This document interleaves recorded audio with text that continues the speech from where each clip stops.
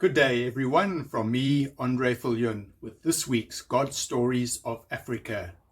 Revival prayers and decrees were made in Parliament in Cape Town this week, not by members of Parliament. We are not quite there yet, but during a Christian gathering last Sunday night in the Cape Town City Hall, where Parliament has been meeting since last year's fire in the House of Assembly. Hundreds of Christian leaders from Cape Town, across South Africa, and from several other African countries attended the event, Build, Occupy the City, Transform the Nation. Apostle Joseph van Rensburg, senior leader of New Hope Church and visionary of the event, said that principalities behind evils such as gang violence and taxi wars that occurred in Cape Town were based in the city, but the church had abdicated. He said the Lord had said it was time for the church to occupy the city. The main speaker, former Chief Justice and current leader of the Hope, Healing and Restoration Project of the Lord, Mogoeng, led the meeting in declarations based on prophetic words over South Africa, including a great revival spreading from the Cape through Africa and to the world. Dr. Pearl Coupe, who also addressed the gathering, told Gateway News it was very exciting that Cape Town is forging ahead with the prophetic word that has been around for many, many years, that God is going to bring revival from Cape to Cairo.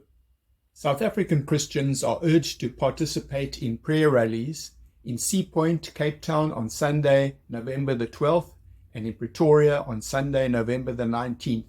To stand in solidarity with Israel following the brutal attacks by Hamas on the 7th of October.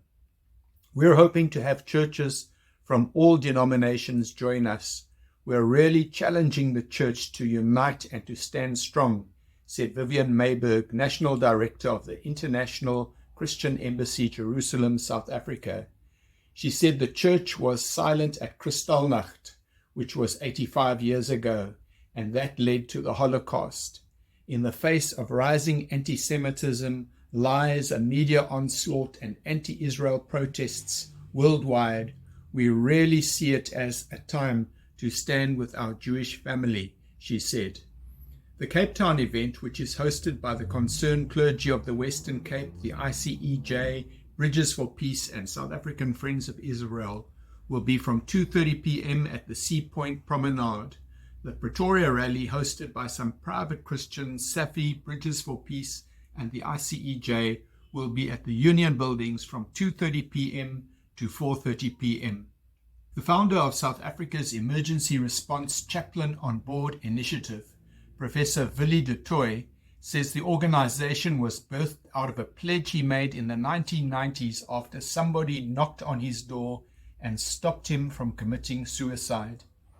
Speaking at the recent commissioning of 8 Kobe chaplains in Gqeberha, formerly Port Elizabeth, he said when his life was saved through the intervention of an ordinary citizen, he was a law enforcement officer who frequently had to deal with major traumatic incidents without any support system. I made a pledge to build such a system all over South Africa when I was able to, and now I raise spiritual caregivers to knock on the doors of those facing despair, he said.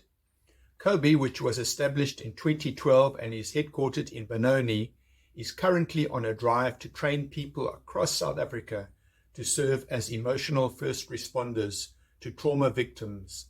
Partnering with the SAPS and emergency services, Kobe volunteer chaplains are on standby 24/7 to serve people traumatized as a result of murder, suiciding, hijacking, armed robbery, accidents, and other devastating events.